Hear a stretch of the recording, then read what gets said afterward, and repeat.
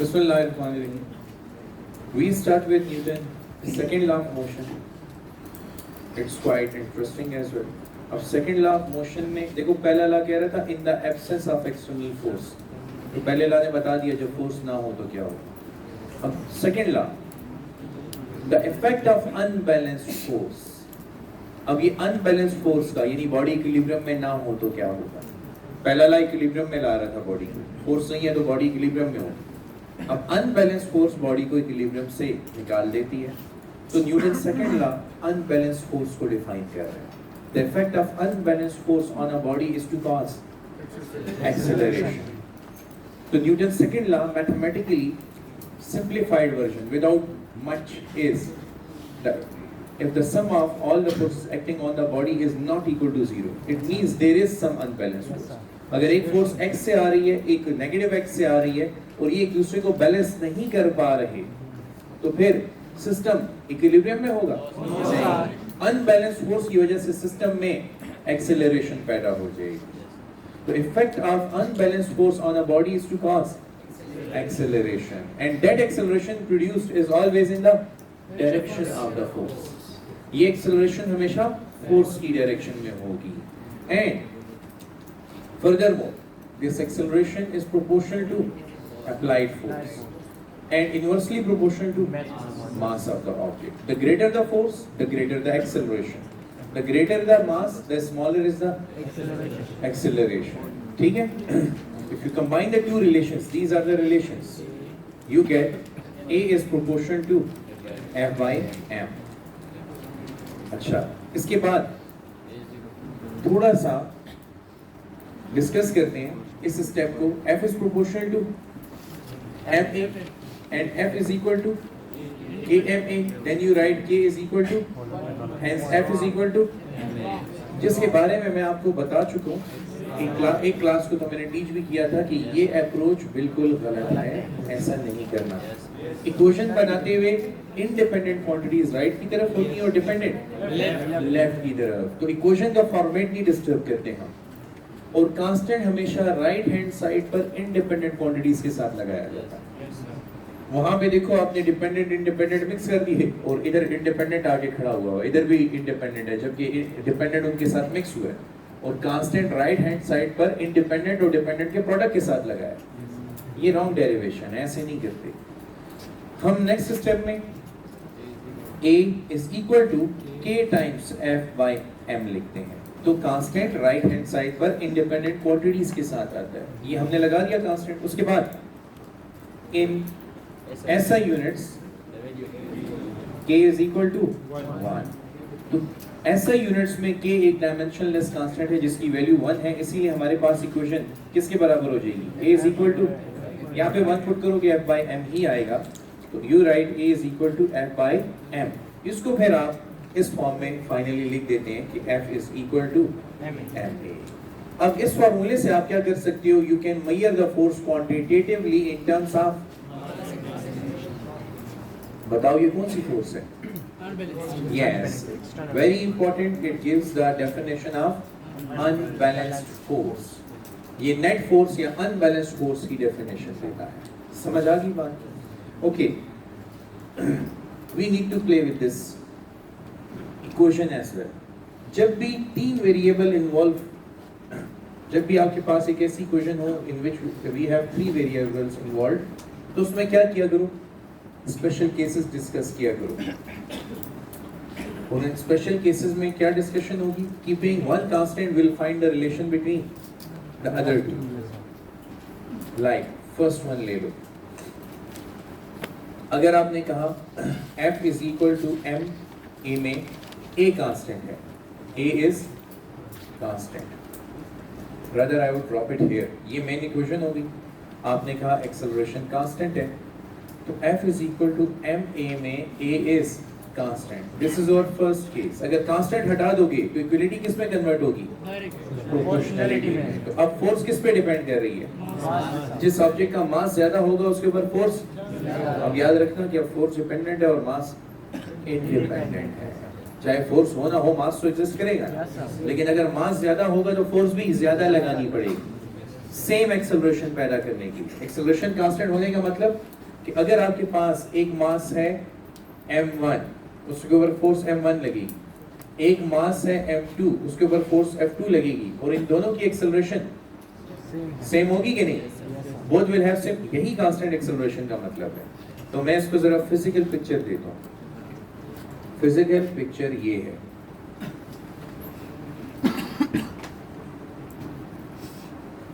फर्ज करो ये एक ट्रक है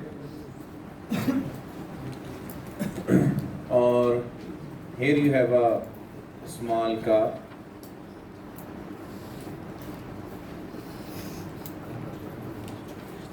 अच्छा ट्रक का मास ऑब्वियसली, अब आप चाहते हो कि जितनी एक्सेलरेशन ट्रक में है उतनी कार में भी हो, तो फोर्स किस पे ज्यादा लगानी पड़ेगी? ट्रक पे। तो the force on the truck should be greater than force on the car. Is it clear? यही बात हमने यहाँ पे डिस्क्राइब की है। इनफैक्ट यहाँ पे कि अगर दो ऑब्जेक्ट्स में एक्सेलरेशन सेम हो तो जिसका मास ज्यादा होगा उसके ऊपर फोर्स ज्यादा। फिर if you do it like this, ratio की फॉर्म में F1 is equal to m1a and F2 is equal to m2a. If you cancel out both by taking the ratio F1 by F2 is equal to m1 by m2, a और a cancel होंगे ना, तो you get this ratio F1 by F2 is equal to। तो बताओ forces की ratio कब masses की ratio के बराबर होगी? जब एक्सेलरेशन कांस्टेंट हो। ये केस आपने रिकॉग्नाइज कर लिया, ठीक है? बिल्कुल इसी पैटर्न पे हम दूसरे केस को सॉल्व करेंगे। अच्छा दूसरे केस में हम क्या करेंगे? मास को कांस्टेंट करने के, दैट्स क्वाइट अंडरस्टूड, वो ये लिखा हुआ है। अगर यहाँ पे मास कांस्टेंट है तो एक्सेलरेशन किस पे डिपेंड करती है? फोर्स पे। तो A is proportional to F, मतलब जिस ऑब्जेक्ट पर फोर्स ज्यादा लगी उसमें एक्सेलरेशन भी। तो अब यही गाड़ी है, यही गाड़ी है। आप इसके ऊपर अगर कम फोर्स लगाओगे तो उसमें कम एक्सेलरेशन पैदा होगा, अगर ज्यादा फोर्स लगाओगे तो ज्यादा एक्सेलरेशन पैदा होगी, ठीक है? सो इस सूरत में अगर मैं कहूं A1 is equal to F1 upon m, look from which equation? A is equal to F by m, A1 is equal to F1 by m and A2 is equal to F2 by m. So we get A1 upon A2 is equal to F1 upon m and F2 upon m. क्या cancel हो रहा है? m cancel हो रहा है, तो यहाँ पे एक्सेलरेशंस की रेशो किसके बराबर है? फोर्सेस की रेशो के बराबर है। The ratio of accelerations is equal to ratio of respective force. Clear हुआ? अच्छा let's go to the last case. यहाँ पे क्या कांस्टेंट रखोगे? फोर्स। अब देखो ये याद करने की जरूरत क्यों नहीं पड़ेगी स्पेशल केसेस में। ये कितनी क्वांटिटीज हैं? So keeping one constant you will check the relation between the other two. अब किसको कांस्टेंट रखोगे? अब अगर आपने फोर्स को कांस्टेंट रखा जो कि ऑलरेडी हम पढ़ के आए हैं इस केस में, ये देखो यहाँ पे फोर्स कांस्टेंट हो तो एक्सेलरेशन मास के इनवर्सली प्रोपोर्शनल है। समझ आई? अच्छा तो फोर्स कांस्टेंट यानी दो ऑब्जेक्ट्स पर सेम फोर्स लगी है तो acceleration is inversely proportional to mass. जिस ऑब्जेक्ट का मास कम होगा उसमें एक्सेलरेशन ज्यादा होगी। तो इधर देखो मैंने इस पे भी 10 न्यूटन फोर्स या 100 न्यूटन फोर्स यहाँ पे भी लगा दी, 100 न्यूटन फोर्स यहाँ पे भी लगा दी। बताओ कौन सी गाड़ी सबसे आगे जाएगी? कार। ट्रक या कार? कार, क्योंकि कार का मास कम है तो वो 100 न्यूटन फोर्स से ज्यादा एक्सेलरेट हो सकती है as compare to truck. So this is a practical example. So अब अगर आप यहाँ पर भी रेशियोज कैलकुलेट करना चाहो तो A1 is equal to F by M1, A2 is equal to F by M2, so you get A1 upon A2 is equal to F upon M1 by F upon M2, F and F, so you get A1 by A2 is equal to M2 by M1। देखो ये M2 तो ऊपर जाएगा और ये M1 नीचे आ जाएगा, division की डिवीजन नहीं है। सो यहाँ पे एक्सेलरेशंस की रेशो मासेस की रेशो के inversely proportional. The ratio of acceleration is equal to the inverse ratio of their respective masses. Clear हुआ? अच्छा लास्ट में ऐसा करो कि यूनिट ऑफ फोर्स बताओ। एक मिनट अब इधर देखो। अच्छा इसके लिए मैं क्या करता हूँ M A और F टेबुलेट कर देते हैं, हमें हमेशा के लिए याद हो जाएगा। अच्छा CGS और FPS।